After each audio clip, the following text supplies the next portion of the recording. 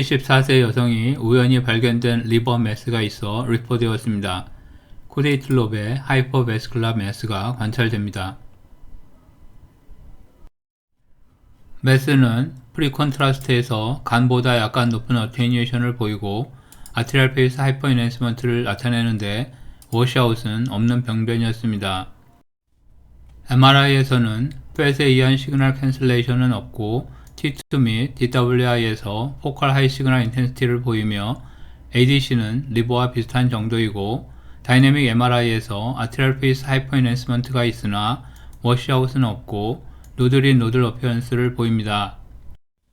FDG 펫시트에서는 매스의 핫 업테이크를 보이지 않았습니다. 조직 검사에서는 타이로이드 파필러리 칼시노마의 메타스타시스로 진단되었습니다.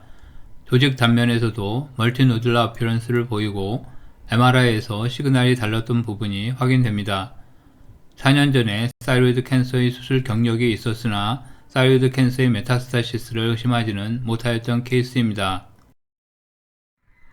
Well differentiated thyroid cancer의 헤파틱 메타스타시스는 0.5%의 빈도로 보고되고 최초 진단 후 평균 52개월 후에 발견된다고 합니다.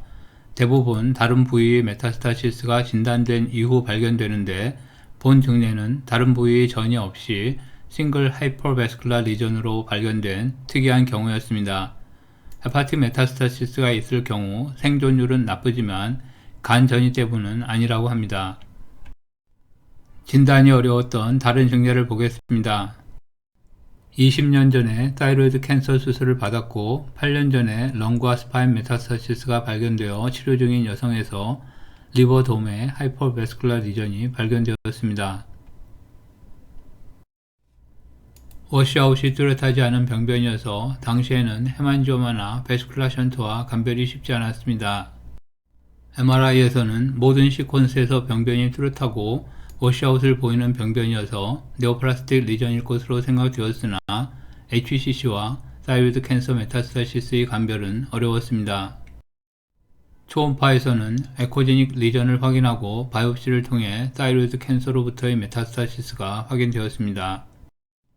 다음 증례는 타이로이드 캔서의 렁 메타스타시스가 있어 치료 중인 환자에서 라이트 인피리어 리버의 레터럴 서페이스에 하이퍼 인핸스먼트가 보인 경우입니다.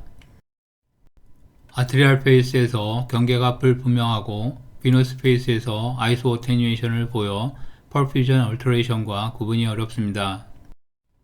2달 후에는 아트리얼 페이스 하이퍼 인핸스먼트 에어리아가 좀 더 커져 보이나 비너스 페이스에서는 여전히 아이소 어테뉴에이션을 보였습니다. 4달 후에는 병변이 좀 더 커져 보이나 비너스 페이스에서도 하이 어테뉴에이션이 남아있는 웨지 쉐입의 병변이어서 션트와 감별이 어려웠습니다. 이후 렁 메타스타시스에 대하여 키모세라피로 계속 메인테인 하였고 2년째의 싱글 페이스 CT에서는 비너스 페이스에서 로우 어테뉴에이션이 나타난 것을 볼 수 있습니다. 다시 10달 후에 시행한 싱글 페이스 CT에서는 병변이 잘 보이지 않습니다. 그러나 MRI DWI 및 헤파토빌리아리 페이스에서는 병변이 여전히 남아있는 것을 볼 수 있습니다.